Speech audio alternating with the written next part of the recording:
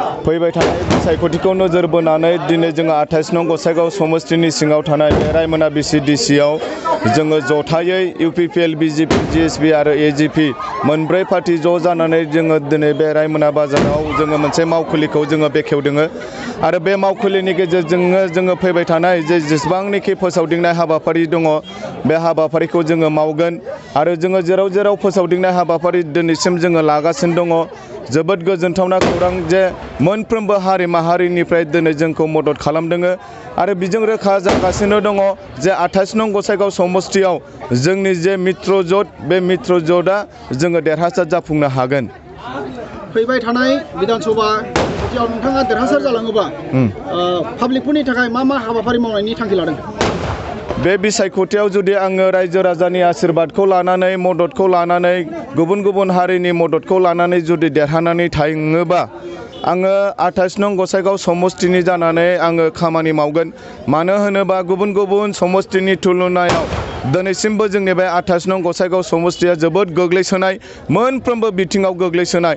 दिनै नोंथांमोना नाय जोंनि बे समस्तियाव 1,87,000निबो बारा भटार्सबो दङ, किन्तु दिनैसिमबो मोनसेबो गंसेबो मोजां देहा फाहामसालि गैया जेरावनोखि जोङो मोजां ट्रिटमेन्ट लानो हायो। बा बेबादिनो लामा लांद'नि खोथा नोंथांमोना नाय दिनै बलामजरा, जवारबिल, बालागाव बे ओनसोलाव थांनानै नायहै ओरै BTCनि बाहेरा मान्दारखुटि, गिटिंगाखुटि, खामानदाङा, सतगुमा बे ओनसोलफ्राव थांनानै नायहै कुनु मोनसे लामा लांद'नि बेबस्था गैया, दै लोंनायनि बेबस्था गैया, आबादारिफोरनि थाखाय कुनु मोनसे बेबस्था खालामनानै होआखै। दा बेबादि गोबां माखासे खामानि मावनांगौ जोंहा हाबाफारि थागोन। बेजों लोगोसे जोंनि 28 नं गसाइगाव समस्तियाव जोंनि गोबां बेबादि माखासे लाइमोनफोर दङ जे लाइमोनफ्रानोखि मोजां सोलोंथाइ लानानै डिग्री लानानै ओरैनो न'आव जिरायनानै दङ। दा बिथांमोननि थाखाय खामानि मावनानै बेबादि गावनि लाइफखौहाय गावनि आथिङाव फसंनो मोजां सोलोंथाइ लानानै डिग्री लानानै ओरैनो न'आव जिरायनानै दङ। दा बिथांमोननि थाखाय खामानि मावनानै बेबादि गावनि लाइफखौहाय गावनि आथिङाव फसंनो थाखाय कुनु मोनसे बेबादि सुबिदाफोरखौ मोनाखै। जोङो बुंबाय थादों जोङो आसामाव सरकार दाफिनोबा जिहेतु दा BTCआव अलरेडि जोंनि मिलिजुलि सरकार दंखासै, बै लाइमोनफोरनि थाखाय जोङो स्किल डेभेलपमेन्टनि थाखाय बेवहाय सेन्टार खुलिगोन। जे सेन्टारफ्रावनोखि जोंनि लाइमोनफ्रा ट्रेनिं लानायनि गेजेरजों गावनि आथिङाव गसंनो हानायनि मोनसे राहा लामाफोरखौ खालामनानै लानो हागोन। मैयासो 26 अक्ट'खालि NDFनि मोनब्रै फेक्सना मैया थांनाय मोनायावहाय जे बुंथिदों BPFनि बिजाथि माजेन्द्र नार्जारि बिथांखौनो हेफाजाब होगोन होननानै बिबुंथि लाखिदों। बिनि गेजेराव नोंथांनि माबा एफेक्सन जागोन नामा? बेवहाय सोर मा बिबुंथि होदों आं बेखौ बुंनो थाङा।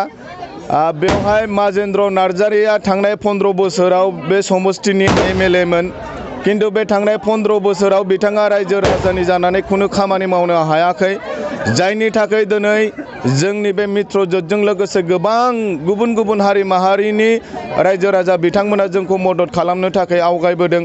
दिनै आदिबासि संगठनफोर बयबो जोंखौ मदद खालामदों।